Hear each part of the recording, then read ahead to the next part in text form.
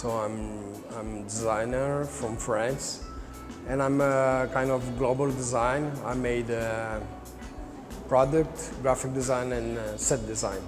I'm making a workshop about making a poster made of object. The idea of the workshop, the student can construct something with the hand, so they are not making something completely digital, that they can experience the material. So the idea is to using three words, at least one or the three together. He made us use the word reuse, reduce or recycle, one, two, or all three of them, and I did my topic on animals, marine animals that get affected by plastic.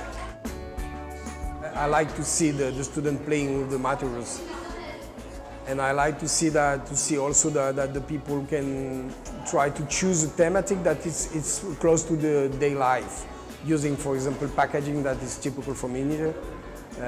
I think it's a very interesting experience to have with students here.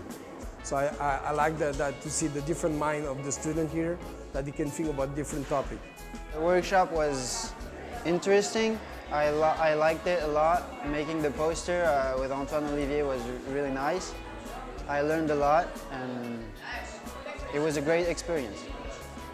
And it was really good fun. He was a really good mentor. He helped us and he gave us like a clear image of what he wanted and a better idea for how we can pass a message better than we thought we could.